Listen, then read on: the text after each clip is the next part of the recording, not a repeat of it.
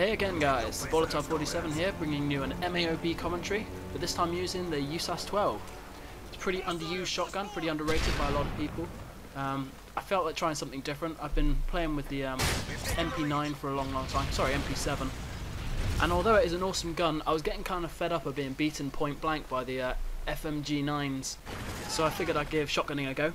I always used to play shotguns loads in Modern Warfare 2 and Black Ops, so I thought, even though they get a bad rep in this game, I thought I'd give them a go.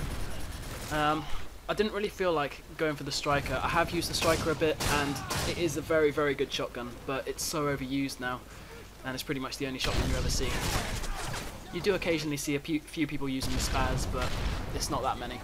So pretty much when you see a shotgunner, you can be guaranteed they're using the striker. But this USAS12, it is a really, really underrated gun. I've actually found it gets really consistent on the kills once you start leveling it up. And you really need to hit level 28 before it reaches its full potential, but once you get there, it is awesome. It is a complete pain getting it up to that level. Before you get extended mags especially, it's just a nightmare to use. But if you persevere, it is well worth it. So for the benefit of anyone who hasn't actually used shotguns much in this game, I'll explain a little bit about how they work. It's pretty different to how they've worked in previous CODs, so it's worth going through. Basically, all the shotguns are affected far more by their proficiencies and attachments than any other class of gun in the game.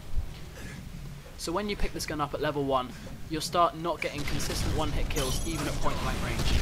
Now the reason is because it's been balanced for its maximum level, so that's when you've unlocked extended mags and the damage proficiency. Before then, it just is absolutely garbage. So another quirk of the shotguns, extended mags is a far better attachment than it might look on paper.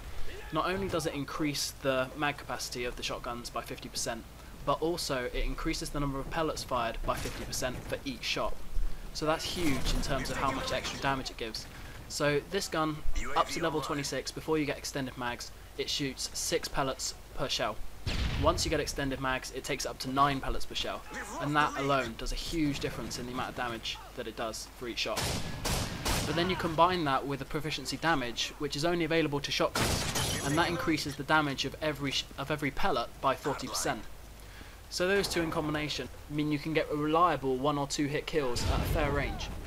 So on top of that, if you're running specialist like you are in this video, once you get your specialist bonus, which I think I'm about to get right now, you unlock all extra proficiencies as well. So you actually unlock range as well. So now you're running with extended mags, damage and range. And this makes the one hit kill, as you can see now, far greater range than it was before. So quickly talking about perks as we're on the subject, I start out this class with Blind Eye and Assassin and Steady Aim.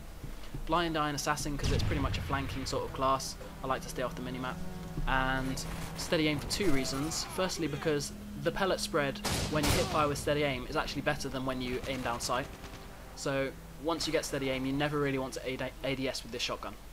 And the second reason, Steady Aim Pro, you're going to be doing a lot of sprinting and stopping, as you can see, and Steady Aim Pro makes it much faster for you to recover from sprint and be ready for that shot, so it's a really useful perk. My first specialist bonus perk is Sleight of Hand, and that's because without Sleight of Hand the reload time for this gun is about 3 seconds, which feels like forever. So taking it down to 1.5 is pretty okay, especially considering the other shotguns, most of them you have to feed in each individual shell and they take ages. So that's a big bonus this gun has over the other shotties. The second perk I unlock is Quick Draw. And that's only really useful if you've already unlocked Quick Draw Pro, because the only reason you'd want to use it is to get your fast flashes and fast semtexes. An alternative would be Dead Silence, and to be honest I'm considering switching out to that on my next custom class. I think Dead Silence has more to offer. So the final perk I unlock is Hardline, and that's only because there wasn't really a particularly useful third perk at this stage. There's no need for Scavenger because you have loads of bullets by this point usually. And the specialist bonus makes such a huge difference that it's worth getting at 7 kills rather than 8 if you can. So that's why I chose Hardline for number 6. Okay, so there's a few more useful things to know about this gun which make it such a good choice. One of them is that it actually has an inbuilt extreme conditioning. So you get extreme conditioning basically for free. I haven't tested the distance, but I'm told it's just slightly less than the bonus you gain from extreme conditioning, the standard perk. So apparently extreme conditioning gives you a 1.8 times sprint distance, and I think this gives you 1.5. but it's still really, there goes the M.O.A.B. It's still really worth having because it stacks with extreme conditioning once you get it through the specialist bonus. So you end up with a huge sprint reserve, so if you ever stop or just go around corners at walking pace, you'll have a massive sprint reserve built up. And of course it's really useful for the start of the game as well, because you can often get to places that people wouldn't expect and surprise them. Another interesting thing about the USAS12, and I think it's the only shotgun which does this, but it's actually fully automatic. So if you hold down the trigger, it will just keep firing, even though it's a relatively low RPM. That might not sound like such a big deal, but I actually find it makes drop shotting a hell of a lot easier.